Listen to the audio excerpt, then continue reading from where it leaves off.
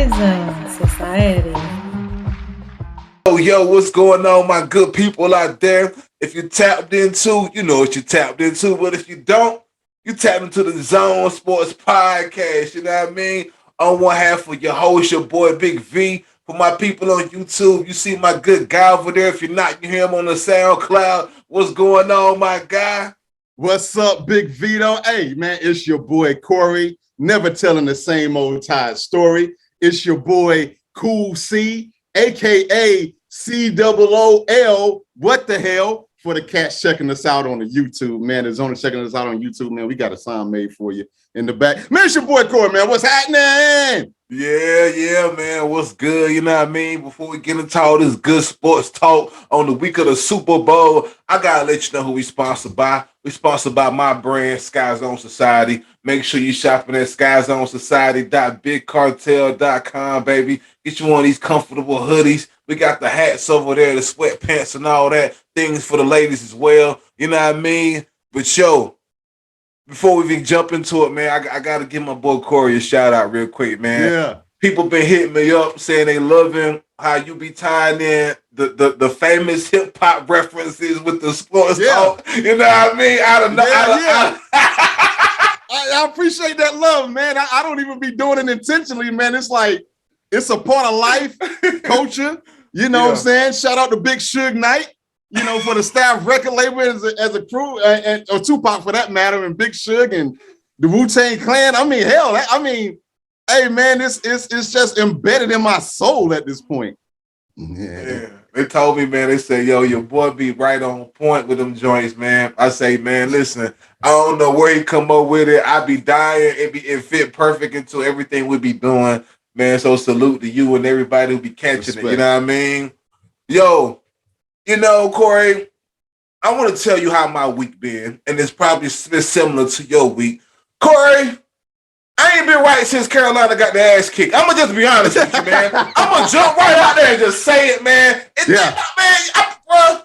know, I thought it was going to be different this year leading up to the game because a lot of Duke fans have been quiet. You know what I mean? Yeah. And, you know, I want to give a swift apology to my homegirl, Anna, out there. Anna's a Duke fan. I can't even believe I'm doing this on air. I got to give it up, though. Anna's a Duke fan. She came to my house right before tip-off to see my wife. I came out the room in the Carolina blue mask, you know what I'm saying, to say what up to my home girl. And I said, yo, you getting your ass kicked tonight, Corey. That's what I told her. It didn't happen, Corey. You know what I mean? It didn't happen. You know what I mean? So she hit me off with some Facebook love to let me know that we got our ass kicked. So salute to you, Anna. You know what I mean? I gotta tip my hat. You know what I mean? We just couldn't get it done, man. But the hat's been tipped. You know, when you text me about that, I'm like, yo, I know my man is super optimistic tonight. I did not have that energy. I had that quiet mouse energy where I was like, you know what, man, if we could keep that mug within 5 with like 3 minutes ago, we stand a snowball's chance. But Big V, that did not materialize. No. As when it happened about maybe 8 minutes to go in the second half, I turned the game off. I couldn't watch it. I can't watch the Joe Jackson ass whoopings like that. If it's like, I don't know, if it's like a 10, 12 point margin, I can watch it. I can't watch it. That's the second Duke Carolina game that I've ever like just turned off. I couldn't watch. I'm gonna be honest with you, Corey. This was my first one. This was the first out of everyone I've watched where I couldn't stomach it no more. I turned it off. I cut the PS5 on and I zoned out. You know what I mean? I zoned out. You know, a game like that. This is what I call the Russell Westbrook mentality. Where it's like, man, you know what, man? This game's so bad, ain't even worry about it. I still got a good life. You know what I'm saying? I got good friends. I got good family. You know what I'm saying? I'm married to a beautiful wife, man. F this game. Hey, look, that ain't got nothing to do with the game. You getting drugged, and now you sitting up here referencing how good or how blessed your life. Like, we know that. And that's what, you know, it happened when the 49ers lost in the NFC Championship game. And it happened again this past Saturday. It's like, man, you know what? There's worse things to be upset about. But damn that. I was mad, and I'm still mad. I'm better now, but nah, man, damn your life. I'm mad. Corey, and you know, you're right, because you know that ass whooping was so bad. You get to reflect. It was bad, dog. You get to reflect those things in life that don't have nothing to do with the game. Nothing, dog. It's just like you're trying to, you're trying to get your morale back. I'm healthy, yeah. Ain't nobody getting a car accident today. I guess that's good, right? Oh my God, that's how you know you got drugged. That's a hell of an ass whooping. Hell of an ass whooping. And you know, like I told you, Corey, I thought it was gonna be different this year because it had the rivalry had been kind of quiet, but no. And as soon as we took that L, the Dukies rose their head and hit my phone. Been hitting my phone up until about Monday. It just stopped. Yeah. It just stopped like Tuesday morning. You know what I mean? So yeah, it was like, even though Duke lost to Virginia, we really couldn't take pride in that by that last second buzzer beater because we didn't do it to them. No, it don't matter. I only care when Duke loses up until we play. Then if we do beat them, then I would go on with other people beating them. But it's like, Virginia did it, but we ain't did it. We can't get no props for that. Nah, we get no props for that at all, especially how we've just got our ass whooped. No prop. We don't need to be giving props to anybody. We don't need to be talking shit. We need to be trying to, I will go for the rest of the season to be trying to go in a Cameron Indoor Stadium and whoop Duke's ass. That's it. That should be the main goal. That's all we got. That's all. We got to send Coach K out on the bang. On the bang, man. How was your week though? You know what I mean? Hey man, the week is good, man. Just got some good things, you know what I'm saying? Just popping off, man. Just a whole bunch of good things I can't get into right at this moment. You can't share right now? Okay. Not yet. Okay. But things are on the up and up, man. And that's all I gotta say. It is good. And we'll leave it at that, but good week, and just, I'm happy to be here, as Eddie Murphy would say. Awesome. That is awesome, man. I'm glad some good things are popping off for you, man. Definitely share those with your boy when you get a minute. You know what I mean? No doubt. I mentioned this podcast when we first started today. It is Super Bowl week, Corey. It is Super Bowl week. Listen, I know both of our teams are out. So should I hit some air horns or no? I think you still should. Okay, it's still the Super Bowl. Okay, it's an unofficial holiday, which they should make Mondays after Super Bowl. Facts. Holidays. I don't know what's going on. I don't know what's going on with that. Like, but nah, it's still the Super Bowl. Like, I done got over getting drugged in the national, the NFC Championship game. It's still it's a celebration, bitches. It's still a celebration. Let me hit some horns, man. Hit them. But Super Bowl week, baby. I'm tight that we ain't in there, but there you go.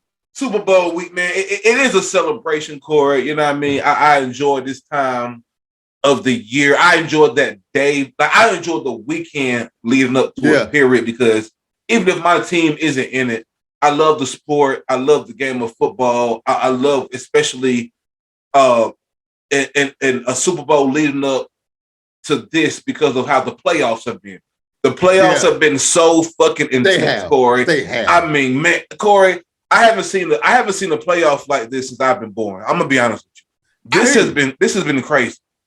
I hear you. So, like, leading up to the Super Bowl week, the weekend, I'm always just excited for the big game, especially the food. You know what I mean? Like, I find myself, doing little barbecue weenies in the crock pot. Yeah. You know what I mean? Some good chips, maybe something on the grill. And pre-COVID, you might go with somebody's crib or Super Bowl party, what have you. I'm pretty sure some people will still be doing those. Yeah. I of course will not, and I will not be attending any. I'll be at the crib watching it, you know what I mean, in the confines of my own home, staying safe as usual. But man, Corey, I gotta tell you, I'm excited, man. I'm excited, man. I'm excited. And Corey, we do this sports show, man. We got a little, we got some people that tune into the show. You know what I mean? And they love to hear us talk that sports talk, how we be talking it. So we got to get down to the predictions, Corey. You know what I mean? I know the 49ers is your squad, Corey, but this is the Super Bowl, damn it. It is Bengals against the Rams, baby. Who you got and by how many points, man? What you gonna do? I tell you what, man. I think it's gonna be a hell of a game. I really do, man. I don't know if it's my NFC West bias kicking in. Okay. I don't know what it is, but I got to go with the Rams. I don't think it's gonna be a blowout, by the way, either. I just think I'm gonna give you my X factor with this. Okay. Aaron Donald. Being that they got to a Super Bowl a few years ago and lost, I just don't see Aaron Donald himself letting it happen twice. I just don't. Look, and I know it's always about the 49ers with me. I get it. You know, Corey, hold on. Let me. It's Black History Month, man. We got to hit some air horns for all our black athletes that are playing in the Super Bowl. No doubt. Let's hit some air horns, damn it. Come on, man. You know what I mean? Shout out to Aaron Donald, my G. Congratulations on making it, my guy. This guy said in the huddle when they played the 49ers 2 weeks ago, was like, yo, we're not losing this effing game. Like, we don't like these guys. They done beat us like 67 gabillion times. I'm paraphrasing at this point, but you get the gist. And I'm talking about the intensity that this guy had in that huddle. When I saw, because I think I saw it, I want to say, and I might be off by a bit, I saw it in the third quarter. And man, and me as a 49ers fan, I'm like, yo, we in trouble. Like, I'm like, Jimmy G, I'm starting to feel bad for this guy. Like, I'm starting to feel afraid for this guy. And that last drive epitomized everything I was afraid for Jimmy Garoppolo, as Aaron Donald contributed to that last sack and contributed to that interception. And he's a man's man. And then you add Jalen Ramsey up there, who got to an NFC championship game with the Jacksonville Jaguars a few years ago, right? Then you add Odell Beckham, who's been starving. The only thing that Odell Beckham been missing his whole entire career is a comparable quarterback. And damn it, he got one with Matthew Stafford. He got I believe, a Hall of Fame coach in Sean McVay.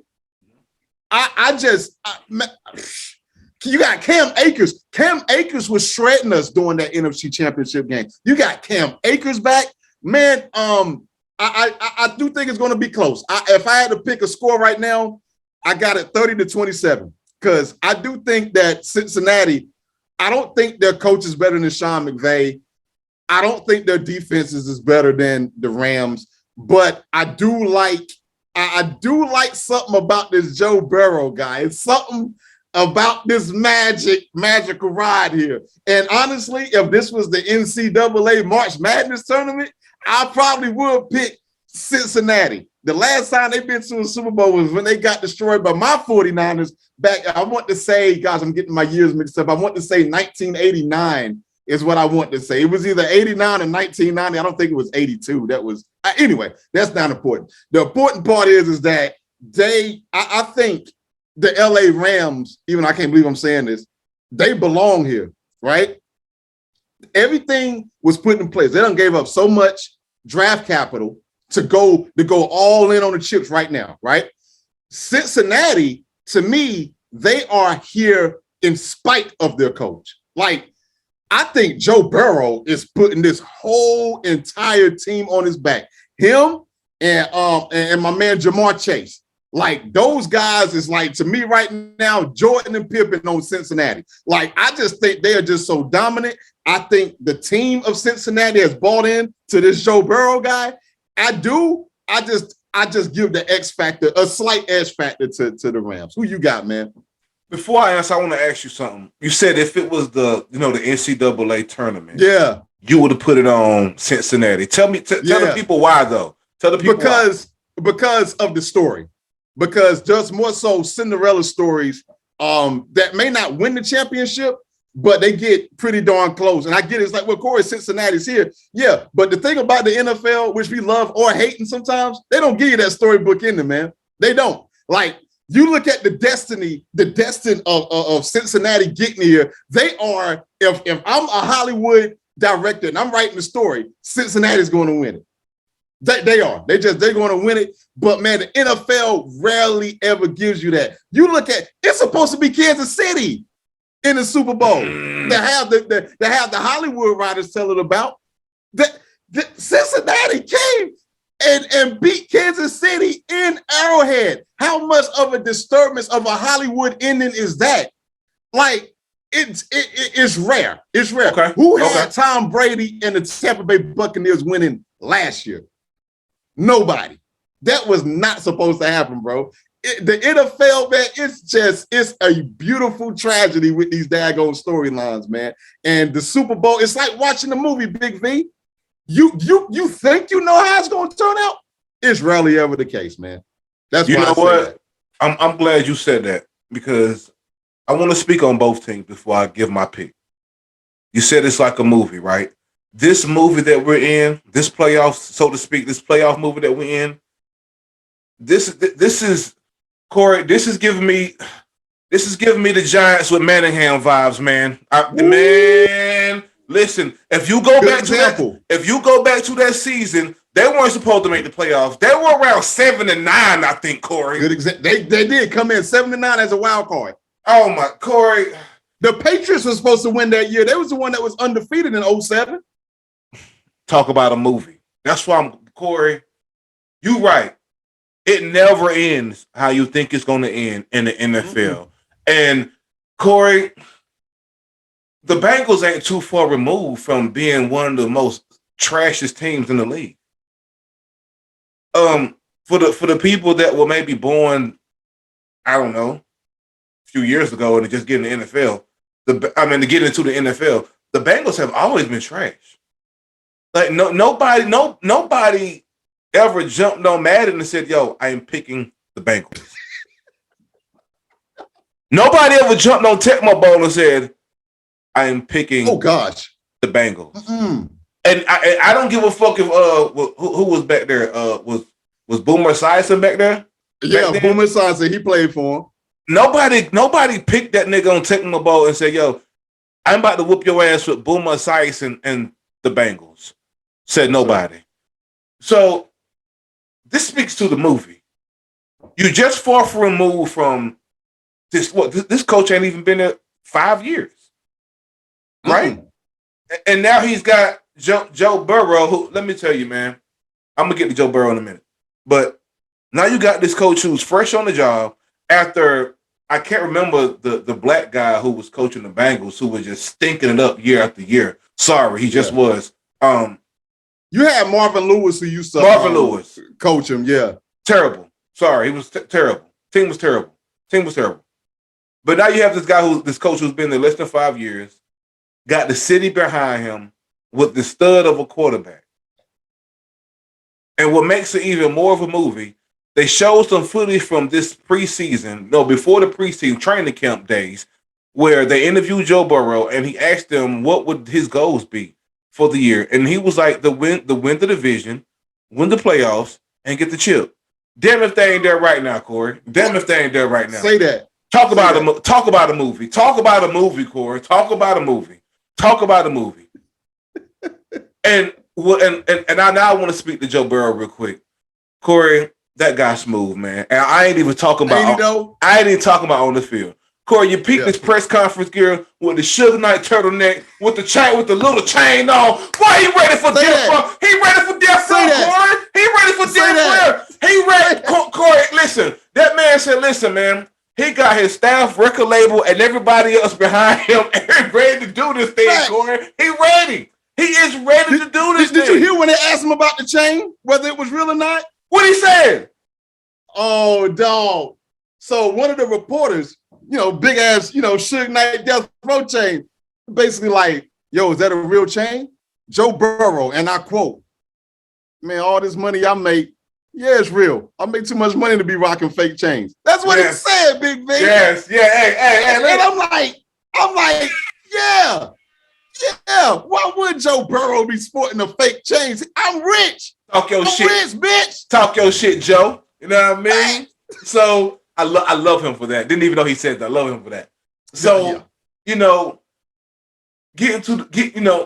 me remind the people, the Cincinnati Bengals defense is 5th in the league against the rushing. I just want to put that out there. 5th in the league amongst the rushing. Just want to say that. So now, getting to the Rams, man. What a beautiful movie, man. What a beautiful underdog movie for Matthew Stafford. Man, what Corey in Detroit dying.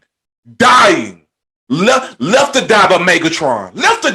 Sorry, Megatron, we love you. Left to die by Megatron. He had to get up out of there. But guess who stayed? Matthew stayed.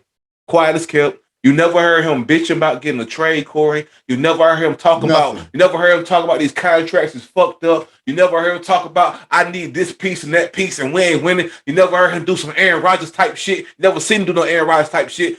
He just been down there in Detroit losing every Thanksgiving. Yep. Every Thanksgiving. On the clock. On the hour, every hour.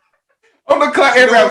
And every Thanksgiving, he looks at the schedule and marks it as a loss.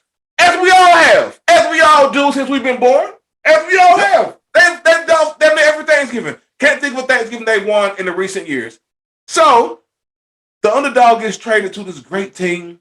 Young, fresh coach. He about 36, ain't even 40. Head coach ain't even 40. Smooth. Crazy. He down there smooth, white guy, in shape, you know what I mean? Ladies whistling out on the sideline probably. Oh, no, I can just imagine, you know what I mean? I'm just putting it out there. You know what I'm saying? And then, talk about another movie with Odell Beckham. Oh, my God. Boy. Left out to dry by the Giants. Didn't know who was going to pick him up. Got him a shot, you know what I'm saying, with the other team that's always sucking. What's it? Cleveland. Got him a shot with the Cleveland Browns. You know what I mean? Didn't work out. The media down them talking trash about him, said they ain't gonna ever be a troublemaker. He ain't gonna ever work out nowhere. Get picked up mid-season by the Rams, and look at my boy now. He in the Super Bowl. That's crazy. What a movie, Corey. Yo. What a movie, Corey. What a movie. But Corey, listen, man. All movies have to come to an end, Corey. Yeah, they do. No movie goes on for our entire lives, Corey. They all have to end. Yeah. And I'm here to tell you, Corey, the Rams are gonna end it with a win. I'm going Rams, Corey. I'm going Rams, baby. I'm with you. Yeah. I'm going Rams, but I'm going 21-18. I'm going 21-18, Corey. Okay. I think it's gonna be 1-1. I think it's gonna be tight. Like the whole playoffs have been. But this is for that big ring, Corey. This is for the big ring, the big shebang, the big nice trophy with the football on top. This for it all, man. I'm going to have to go with the Rams, man. I'm going to have to go with the Rams. I want to see the Rams win personally for all the reasons that you already named. Jalen Ramsey, what a story. What a guy. He's a dog. What a guy. It's going to be ugly over there. Let me tell you, man. We got to give a shout out to that Cup guy. We got to give a shout out to the Cup guy. Yes, sir. I know you mentioned. You mean the Triple Crown guy? That guy? Yeah. Let me some air horns, man. Hit him. I got his air horns. For a Coop Cup. You know what I'm saying? Well deserved Triple Crown. Worked his ass off, Corey. You know what I mean? I know you named some weapons that they got, but we can't forget Cooper Kupp. You're right. Definitely can't. That's forget. my fault for not bringing up Cooper Kupp. I just got so hyped. I actually forgot about him. He is the catalyst. One guy that I feel bad for. Is Robert Woods. He's out. He's been out, all season. And boy, just imagine when they get him back next year, Corey. But ain't no time like the present though. But man, that's the only guy. And I know you brought up the 49ers game, and I'm glad you brought it up, Corey. You need an entire defensive line for Aaron Donald. Corey, I watched that 49ers game. They had 3 guys on him. He didn't give a fuck, Corey. He didn't give a fuck. He don't care. You can't do nothing with that, Corey. It's no answer for him, but unless you're going to put at least 8 guys on him. You need at least 8. Corey, 3 ain't enough. 3 ain't enough. Because he can run 2 over off of GP. And Corey, let's be clear to the people at home that might say, okay, that's 3 people. I could probably get out of 3 guys if I really try. Listen, let's put this in perspective. That is 300-plus pound guys. He is moving over 900 pounds of people off of him, Corey. Stop playing with that board. Stop playing with him. Stop playing with him. Even though Donald gets his props, I just feel like he should get more. I do too. I will admit, just as a football watcher, I wouldn't consider myself a purist, but just as a watcher, like I tend to side more with offense than I do on defense. I just do. Of course, it's a little bit more sexier. Yeah, but let me tell you something. Whenever the Rams are playing, I don't even care what they're doing on offense. I'm looking to see where the hell number 99 is going to be at. I literally just like really focus in on the Rams defense and see how many different positions that Aaron Donald's going to line up. Is he going to kind of play the left more, depending on who he's going to shoot the A gap, the B gap? Does he line up on the left more? Does he opt like this guy is a freaking genius and a freak of a man. And then look, you know who you're gonna have is in his ear right before the game? Oh. You know he's gonna have you know who gonna be in his ear right before the game? Who? Von Miller. They ain't mention him. Super Bowl champ. You know Von Miller gonna say he got that pedigree. Eat young nigga. Eat young nigga. You don't know when the next time you're gonna eat young nigga. You don't know when the next time you coming back here. Eat young nigga. You think Von ain't gonna be fired up when he is? Man. Eat young nigga. He said he's still a dog. He's still a dog too. Yeah. Come on, man. I'm sorry. I'm sorry to all the Bengals fans that are listening. We got to give it to the Rams. That's our pick. Sorry. Yeah. Sorry. Bro. If we wrong, like we've been before, several times, we'll be right back here next week with the egg on our face. With the egg on our face. Right here. Catch us here. We'll be here. We'll be here for all the comments. We ain't been wrong before. Oh my God. We'll be here. My phones will be open. Y'all know how to reach us. Most of y'all, we know, man. We know. Yep. But you know, Corey, I want to keep it on the NFL. Yeah. And with this next topic, man, because I know when I sent you, the docket on what we was going to talk about and everything. I know when you looked at this, you probably wondered what made this come to my mind, right? Yeah. So, ladies and gentlemen, I want to talk about what we want to talk about: the absence of NFL players who don't have shoe contracts. Yeah. I just want to spark the conversation, Corey, because me and you are the same age for the most part, same age group. We're from the same city, same schools, all that, Corey. And I know, like when we were growing up, a lot of dope sneakers that were coming out in the world were not only from basketball players, but football players as well, Corey. Yeah. I want to name a few guys that I remember who had some dope football sneakers. And when I say sneakers, I mean like fashionable sneakers, not cleats, ladies and gentlemen, but sneakers. Of course, Deion Sanders had some. Rod Woodson. Bo Jackson, of course. Oh, of course. Emmitt Smith had some with Reebok. I know I'm missing a few here. Man, I see him in my head, but I can't even say the name of him. But you get the point. It was a lot. I ain't gonna say a lot. It was a vast majority, more than it is now, of football players who had their own shoe. Corey, when I was a child, I used to want a pair of those fucking Deion Sanders so bad. And this is what made me want to talk about this, because I was in my closet and I went to go put my Deons on. And it occurred to me, I was like, man, I wonder if I could get a pair of those Rod Woodson's sneakers right now. Because I remember one of my friends having a pair, and I was like, man, those are so fire, dude. Fresh pair. It was Nikes. Fire, man. And I thought about it when I went to go put them on, and I was thinking about that. I was thinking about how now it's no NFL like person that I run to get a sneaker.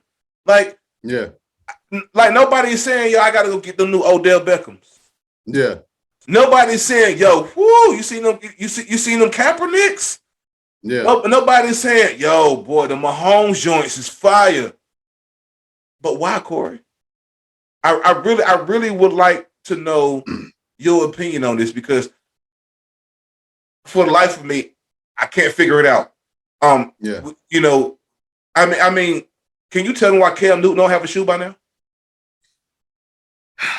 I mean, if this was the 90s, all those guys I just named, would have shoes.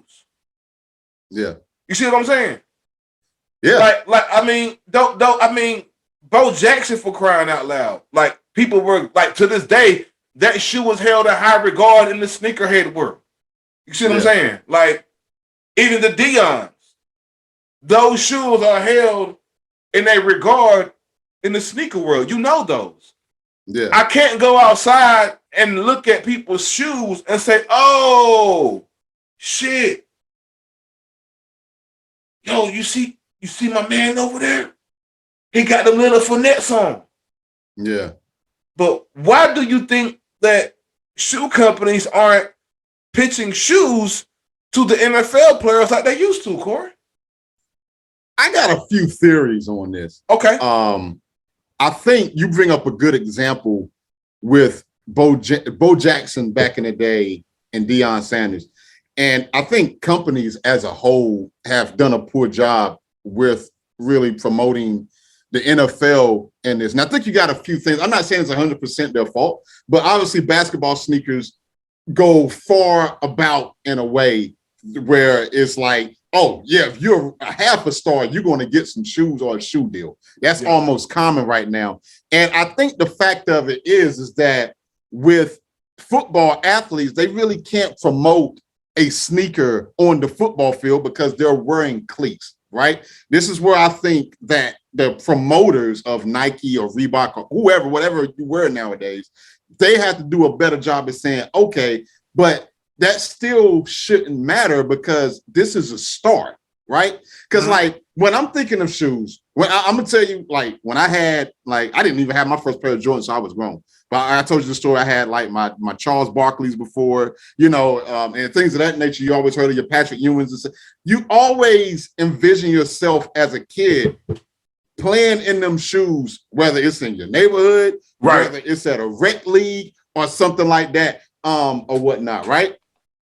During our age, because we're near the same age, where it's like, oh, even though it wasn't true, if I put these on, I could be closer to being this athlete. And when you're a basketball player, you could definitely do that because you got a few things going on here, Big V. You got one, the accessibility. Basketball, I'll speak for my neighborhood. There was, including mine, there was probably about maybe 8, 9, 10 basketball backyards that we could go to just to play in our neighborhood. Mm-hmm. Whereas in football, it's way more team organized. You're not really doing no one-on-one.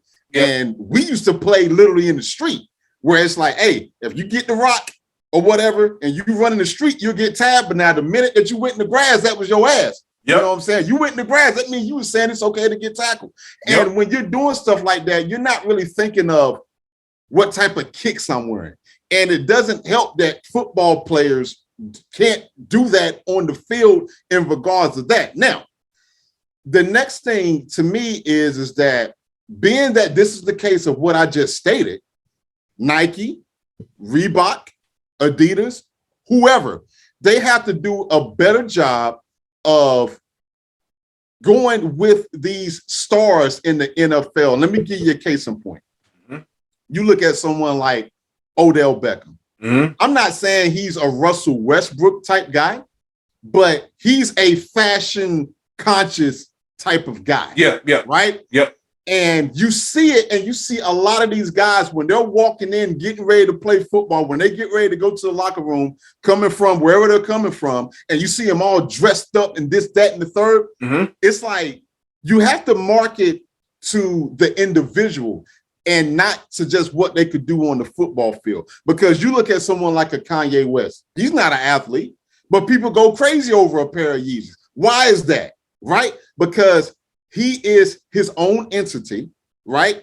He is his own fashionista or whatever you want to call it. He is really heavy into that. You got guys like that in the NFL, but they just do not take advantage of that. And they have to do a better job because here's what they have to compete with that the NBA doesn't have to compete with. In the NBA, there's no helmets. There's no helmets. You can see everybody facing the NBA, Big V. All you see is their jersey and they face. Well, in the NFL is more tribal, right? I said this 2,000 times in this podcast already. Most NBA watchers, they're checking, more so than not, they are checking for individual players. Whoever team that their favorite player go to, that's who they're a fan of. There's not many like you and I who's going to root for the Lakers, whether LeBron is playing there or not, whether Shaq is playing there or not, God rest his soul, whether Kobe is playing there or not. Like, I'm a Lakers fan until I die. Right. I don't care who's on the team. It could be a Rochelle Middle School full of 6th and 7th graders playing for the Lakers, and that's who I'm going to root for. But we see with the NFL, though, it's all about that jersey. And I think sometimes that overshadows the individuality. That's why your Nikes, your Reeboks, and Adidas, they have to do a better job of extracting these stars and say, hey, check out how dope I am outside the field. Check out how I dress. Check out how I look. Oh, by the way, I'm doing a sneaker design collaboration with Nike. Check this out. You know what I'm saying? They got to do a better job of that. So I think I fault more of the companies for not doing that because the NFL does have stars. Corey, you know what? That's a good point. And I want to correct myself real quick too, because Cam Newton has some shoes at Under Armour. Okay. I want to correct myself, but in the same breath, Corey, I want to take off though. Thank you. I want to read off NFL players with their own shoe, and I want to read this per XXLmag.com. Victor Cruz had some. Yeah. They were these. You know what I mean? Victor Cruz had some. It was a list, of course, the Deions. Dan Marino had a pair. Didn't know Dan had these. These were the Dan. I didn't know that either. I mean, I didn't know Dan Marino had a pair. Brett Favre. Didn't know that these were the Brett Favres. Didn't know that. You know what I mean? Darrelle Revis. Darrelle Revis had these. Didn't know that either. Wow. You know what I mean? Proving my point. Prove your point. Vic. I think I knew Vic had a pair. I left them out. I forgot Vic had a pair. Dope. Yeah. I forgot Vic had a pair. The Emmitt Smith joints that I mentioned. You know what I mean? Emmitt Smith joints. Those hard right there. And the Cam Newtons. Yeah. Now those look like the cleats he exactly wore on the field. I used to call them space boots. Corey. I don't know about that one, Killer, but salute to the homie. Salute to him, man. And you know, I just want to showcase the Rod Woodson sneakers real quick as well. They might jog your mind back from our day. You know what I mean? Yeah. Let me see. Rod Woodson shoes. Because I used to want these joints so bad. Yeah, jog my memory with those. Yeah. Hold on real quick. Oh man, they were crazy. Let me see. Those. Okay. Hold up. There we go. Those. Yeah. Oh yeah. And they had them in black too. You might remember the black joints. Yeah, I remember those. Those are the Rod Woodson joints, man. It's just, Corey, those sneakers used to really, really like get me like hype, and I wanted those, man. Yeah. Oh, I forgot. Let me show y'all the ones that I really, really, really, really wanted as a child. Corey, I don't even know if you remember. Do you remember the Junior Say-Out joints? No, I don't. When you see these, you're gonna remember them. You're gonna remember these, bro. I know you will. You remember these Say-Out joints because they were mean. Oh, because they look like the Jerry Rice joints. Okay.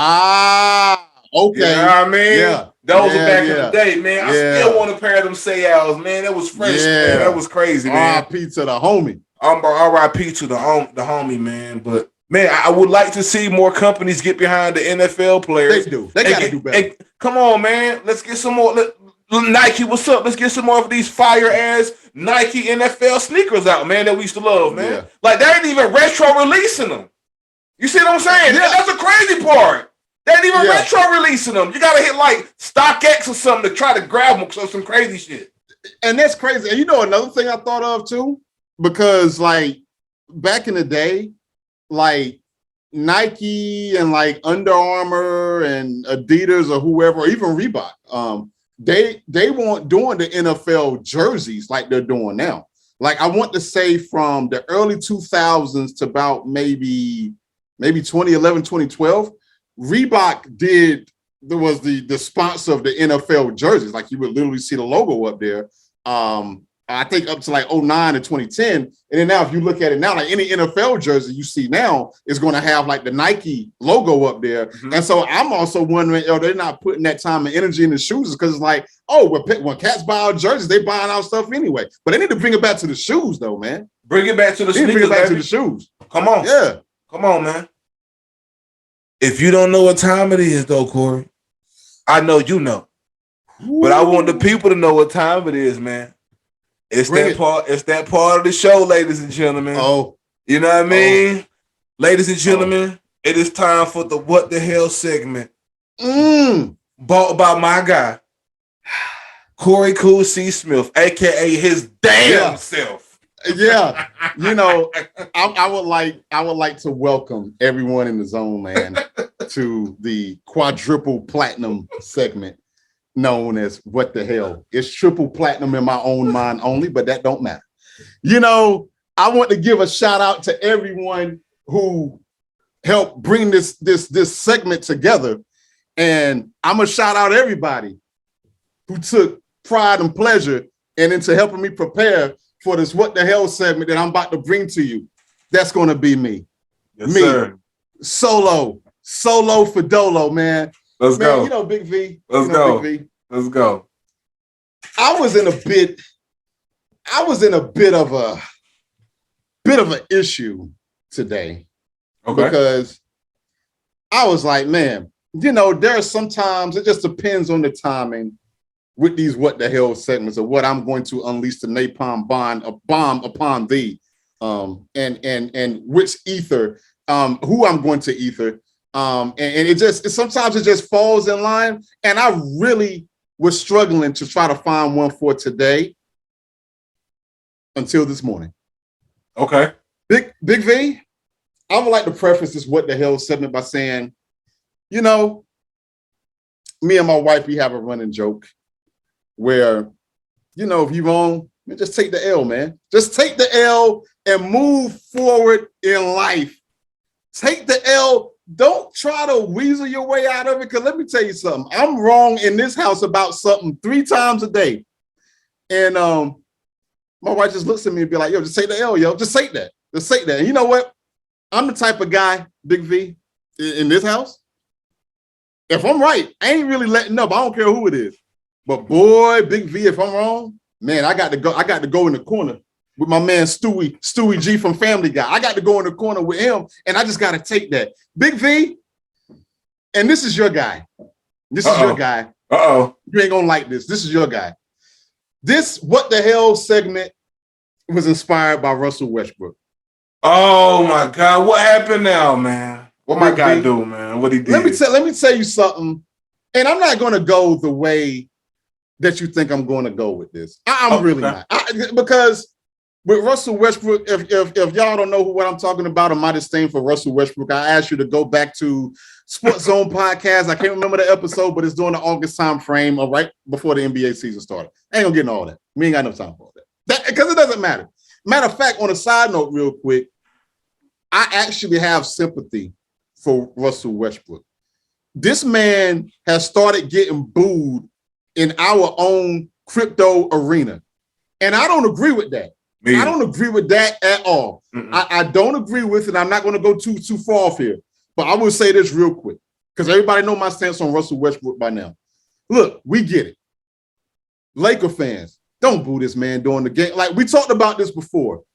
With your players, you present a united front. If you want to get on Laker boards, message boards, and things like that, and talk trash about how poor his players, you do that. But I'm telling you, as a fan base, you get out there and you support whoever got on that purple and gold. While out in the masses. When I mean that, I ain't talking about no water cooler conversation. I'm talking about in the stadium. Okay. Russell Westbrook is going to get torched from here to kingdom come, at least for the rest of this season, when he goes to other home arenas. He don't need that here. Okay. So, Big V, there was a game last night between the Lakers and the Milwaukee Bucks. And when I tell you we got ghetto blasted, we got destroyed, it won't even good. And he was pulled in the fourth quarter. I think all of the fourth quarter. I fell asleep. I read about a whole bunch of this stuff. And this has turned into me hating him from a strictly basketball standpoint. I think personally he's a cool guy. I really do. Again, I watched the documentary that nobody asked for. I get all that. I got all that. You know, I really do think he's a cool guy. And I really do think the fact that he's so damn cool is how he was able to get as far he was able to get in regards to the teams that he played for and the fact that teammates love this man to death. And there was a spot about 3 seconds ago, Big V, when it was just clear that the game was obviously over. He walks over to Anthony Davis and LeBron James, pats them on both on their head like they little chia pets, and say, "Hey, keep your head up, bro. We're gonna be good. We're gonna be good. Just keep your head up. Like, yo, we're sorry about this." So that's him endearing himself to King James and Anthony Davis and maybe Laker. I don't even think he cares about us anymore. But Big V, that ain't why he's getting a what in the hell moment right there. That's not what. Let me read from the New York Post. Big V, it is titled, written by Jenna Lamaselli. I destroyed that name, but I really don't care, but salute to her. Russell Westbrook turns on Lakers coach Frank Vogel with the team in disarray. Oh, my gosh. Oh. Let me do a little bit of quoting here, Big V. Per Russell Westbrook when asked about his thoughts on getting benched. And I quote, "You never know when you're coming in. You never know when you're coming out. You never know when you're playing. You just never know. It's just a bunch of things," in response to Frank Vogel's recent lineup changes. Let me quote, "And I'm speaking for me personally. It's a difficult process to be able to figure out and create some rhythms and some consistency where we can actually see what we're able to do as a team. But those decisions are made by him being Frank Vogel, and on his coaching staff. So you got to live with it and move on." Now, these comments, Big V, they come from after he went 3-11 from the floor and sat the entire fourth quarter in the 131-116 loss to the Bucks on Tuesday night. He still got a double-double with 10 points, 10 rebounds, and 10 assists. Let's see. Oh, but we're not done. We're not done. This is not right. This is me just setting things up here, Big Vito. So the reporter was asked, "What benchmarks do you feel like you should have to be in the closing lineup?" Okay. Russell Westbrook laughed at that statement, Big V. And I quote, I should not have to hit any benchmarks, to be honest. I put a lot of work in. I got a lot of respect in this game. I earned the right to be in the closing lineups. Numbers would say I don't have to explain that. Like I said, once again, it ain't my decision. Unfortunately, I just got to go with it, figure it out the best way I can, and be there for my teammates as much as I can as I come into work and try to do my job. Big V, that is the worst thing I have ever heard in my entire life. Big V, so he says that I shouldn't have to prove any benchmarks. Big V. The Lakers made a bit of a run. They made it, if I'm not mistaken, they got it to within 10 points in the fourth quarter with Russell Westbrook being off the floor. Now, Big V, I mean, go ahead and say this, and I'm going to keep saying it. I do understand. I really do understand that Russell Westbrook is not the reason for all of the melee in Lakerland. He's not. I will be the first to say that. All right.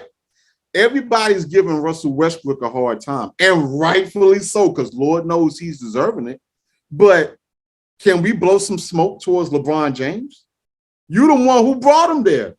Frank Vogel ain't want him there. I'm not sure about Rob Pelinka. He's been quiet as a church mouse this whole thing. Now, Big Vito, as you know, because I call you Vito, I'm a huge fan of gangster movies. You know, The Godfather in particular, Scarface, any of them. There's too many to name. But here's what I can say, Big V. If you're the boss, you the mob boss, I'm the capo. Capo brings in the guy, ends up ratting out on the family. I don't want to lead the witness. What would happen to me? You the Don, I'm the capo. I'll bring in the snitch. What happens to me as well as the snitch? You're dead. You're dead. Now, how LeBron James is skating through all of this, I have no earthly idea, but we don't want to go too far. Let's bring it right on back to Russell Westbrook. Westbrook, bro, I know you're trying hard. And we could fault Westbrook all day. This man has been playing the same way in Washington, in Houston, and in OKC. I blame LeBron. But now here's what you got to do, Westbrook. You got to take some accountability. And sitting up here saying I should not have to hit any benchmarks as I'll put a lot of work in. But what do you mean by benchmarks? Because and I wish the reporter would have drilled in a little bit further. Are you saying because you're a first ballot Hall of Famer that you should earn your right? Well, that ain't happened with Allen Iverson. Because you're one of the top 75 greatest players per the NBA list. Well, so is Allen Iverson, but they wanted him to come off the bench. Now, wait a minute. What you should do during these trying times is that, look, man, I know that I could be doing better. I'm going to keep working my butt off to get. Now, that's what you say. Now, I'm not sure, for all I know, Big V, he's doing all this stuff behind the scenes with his teammates. That's for all we know. Yeah. And for us, the fans, he don't owe us or the media really any explanation, right? But, man, I'm thinking about his NBA future because we talked about this back in August. Is he going to be willing to come off the bench? I don't know. I don't think so. He's not even cool with not being in the closing lineup, let alone the starting lineup. The same exact thing that happened with Allen Iverson. Allen Iverson retired before he got put on the bench. It happened in Denver. It happened with the Denver Nuggets, where it's like he could have played another 5 to 8 more years willing to come off the bench. It is either time for Russell Westbrook at this point in his career. I done seen this man miss too many layups, Big V. He's shooting 40% from the field. The field. Now, keep in mind, if that's a 3-point shooting percentage, I give you that. That's great. Shooting 40%. Yeah. The free throw. I mean, that's cool. But dog, we done seen it time and time again where he's missing wide open layups. So that's letting me know that explosiveness, you don't have it anymore. So you need to be doing whatever you need to do to stay in the league. Forget the Lakers for 3.5 seconds. Because see, if I'm listening to that, with that $40 million price tag due this year, with another $47 million due, and look, I get it. Management with Jeannie Buss, Rob Pelinka, and the rest of the front office, they're putting their heat. And I think Frank Vogel's going to get fired. If he makes it by the end of the season, I would be surprised. But he's going to be the scapegoat. He's going to be the scapegoat, as a lot of other head coaches are. This is not Frank Vogel's fault. No. I get it. I get it with the front office, Big V, because you're in the catch-22. Because let me tell you something. Without LeBron James, without Anthony Davis, we do not get that championship in 2020. Bubble no. We don't get it. So you can sit up here and say, well, you can't let the inmates run their asylum. You can't sit up here and let LeBron James dictate who gets to put on a Lakers uniform and don't. Because, see, Miami didn't do that. But, see, Cleveland, you had to do that in Cleveland. Yeah. What else you going to do? You're going to lose it. We was such a shit show with LA before he got there. We had to acquiesce to him. So if you sit up here and say, we're not going to take Russell Westbrook, well, then do we lose LeBron? So you had to take him if that's the heat. That's why I put the fault on him. But Westbrook, man, what the hell, man? You got to take responsibility for some of this too, and just keep trying to get better for your teammates. And if you get traded, you get traded. But you need to be thinking about your NBA future at this point. Because let me tell you something right now. I don't know. The trade deadline is going to be up as it is recording. It's Wednesday. The trade deadline is going to be up Thursday at 3 p.m. Eastern time, if I'm not mistaken. You need to think about your NBA future, because let me tell you something right now. You probably got one more year. Obviously, you get that $47 million wherever you go, unless he agrees to a buyout, which is not going to happen or whatever. Where it's like a management is going to look and say, "Hey, we're paying you $47 million." Nah, he's going to start, right? But that may be the last year, bro. You're going to have to relegate yourself to saying you don't have it anymore, or at least like you did 5 years ago. What the hell, man? Do you think he gets traded before tomorrow on the deadline? Or you think we ride it out? We ride it out? No, I think we want to trade him. I don't heard enough of that. I heard enough from Lakers insiders that they do want to trade him. We just ain't got no dance partner. We don't have a dance partner. The only person that we could trade for, and this ain't gonna make a hill of beans, Big V, is for John Wall. That's it. And their contracts are the same. Their contracts are highly similar, right? So if we give up Russell Westbrook, we might be able to get maybe we're gonna be losing either way. We may be able to get some role play. We're not getting a star. And this isn't. And I think we keep him next year, because we ain't gonna be able to get rid of him.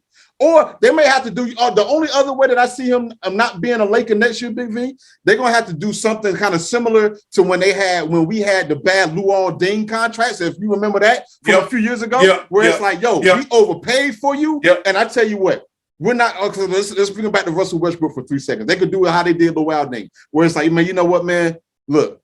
We don't want you on the team. We can't afford this contract, this, that, and the third. So we know that we owe you $47 million, but I tell you what, let's break this up. Let's do like $10 million this year, $10 million next year to ease up on the cap. And you're still stuck with a bad contract for the next 3 or 4 years. It took us about 3.5 to 5 years to get off that bad Luol Deng contract. That's the only way. Yeah. So it's like, do you keep Russell Westbrook next year and just say we're going to stink next year, but be done with that contract? Or do you try to restructure it and just have a bad contract for the next 3.5 years, 3-4 years? Ain't nobody gonna trade for him, man. I mean, this is almost I hate to even say this, man. I mean, this is almost like a live season Ben Simmons situation. It's really close. He's getting booed at home, Big V.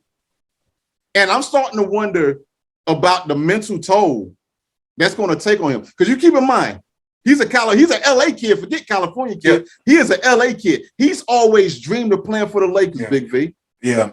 He finally gets his chance to play for his hometown team, and we don't want him. That's crazy. When you put tough. When you put that in that perspective, I can only imagine how it's weighing on him. I don't care how strong you are, Big V. That's why I'm imploring Lakers fans that's watching this, man. I get it. I've been one of the biggest haters, but man, we don't need that. That is something we don't need, Big V. Man, and again, it's not like it's a play. And what make it so bad, it's not a playoff year. It's not happening. This isn't the playoff. It ain't happening. No. It ain't happening. And you know what, Big V? Let's just say hypothetically we win the play-in. Well, you either got Golden State or Phoenix. Good night. At best, Utah. Congratulations. Good night. It's over. Congratulations. You're welcome. Oh man, crazy. Ladies and gentlemen, Westbrook.